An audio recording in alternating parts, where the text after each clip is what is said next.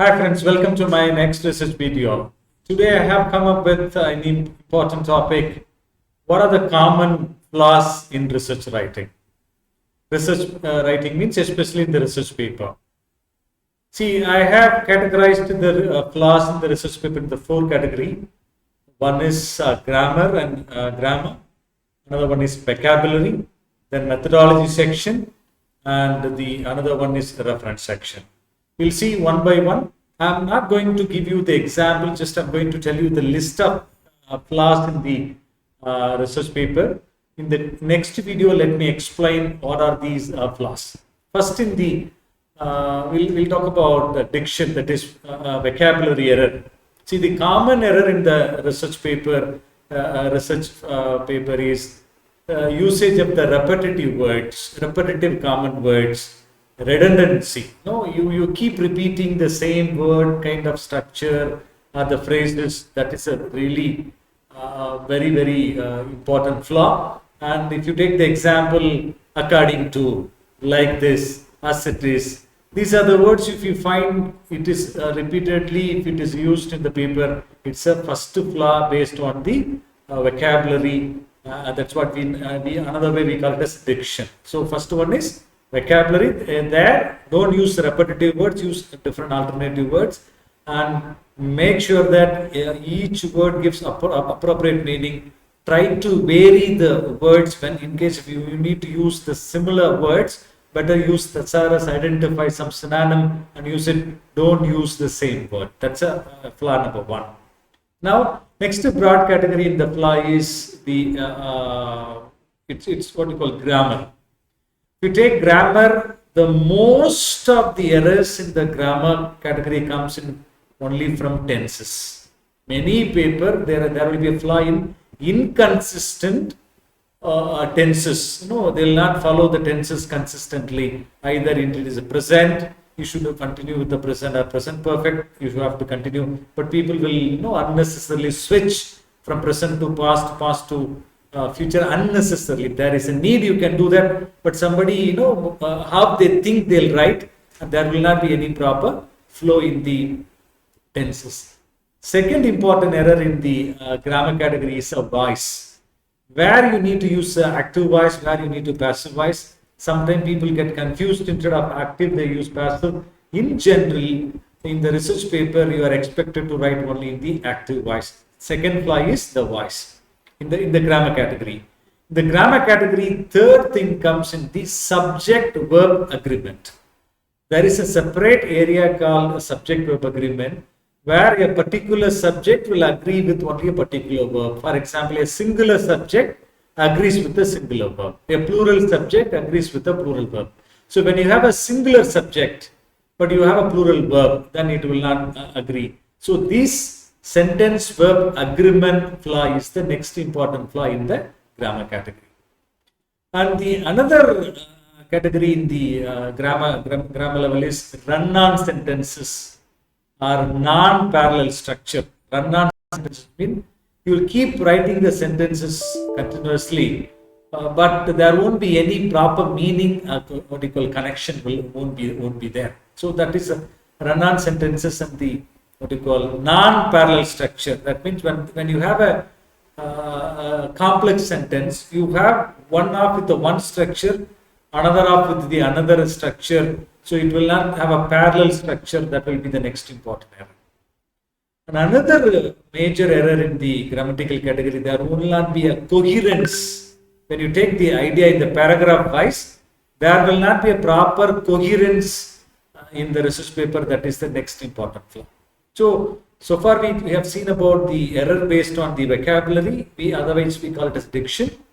And we have seen about the errors or a flaw based on the grammar. The third flaw is based on methodology. What are the common flaws in the methodology? First thing, wrong research design. So the research design should not be may not be suitable to according to your research question and objective. Number one.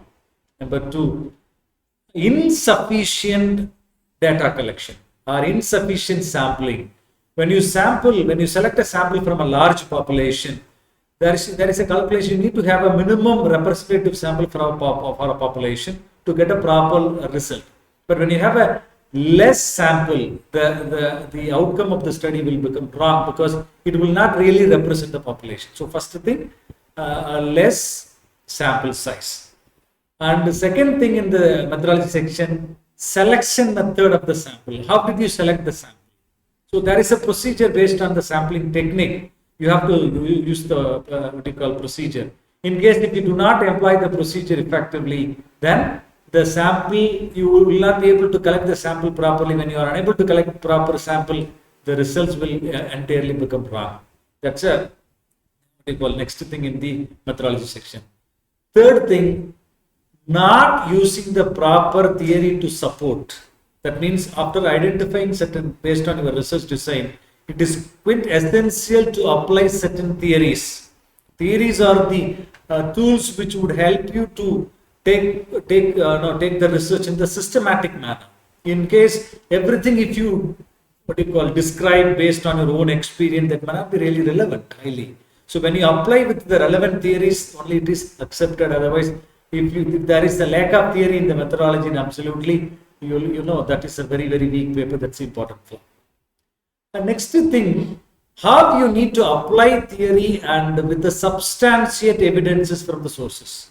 See, when you say that theory, suddenly you apply a theory, but you don't prove that theoretical model is there in your research. That's what you require, a proper substantiate ideas from your research to prove that that particular theory is right or wrong. So substantiate, when the paper is there without any substantiate evidences, then that's another important thing. And the another next thing, in the fourth thing in the methodology section is data analysis. In the data analysis, which type of data analytical tool you have used. In case if it is a quantitative research, if you have used the SPSS, again you have two types of tests, parametric test and non-parametric test. Which one you need to use, that can be decided based on your research objective and questions.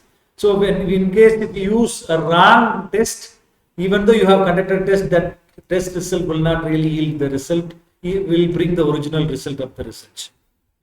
And the last and final thing is whether you have answered all your research question, whether you have achieved all your research objectives. If you have not achieved, that means you have fixed 3 objectives, but you have not answered those objectives. You have not answered the research question in your research paper. It's a big flaw. So if you identify whatever the flaw I have told you so far in this video, based on the grammar and the vocabulary, then methodology section under the subsection, this will 100% will guide you to write proper paper. If you watch this video full, complete video, if you watch it, and if you check, you can make a checklist based on my this talk. And if your paper is free from these flaws which I have talked so far, you are damn sure that your paper is correct. That will definitely help you to get it published in a good journal with the other advantages. Got it? Guys, I definitely believe that this will be really useful. And if you find it useful, please do not forget to subscribe my YouTube channel and click the bell icon so that when I post my next video, you'll get immediate notification. Very importantly, please leave your comments about this video and share to your friends also, let them get benefited. Let me catch you in the next video. Bye-bye.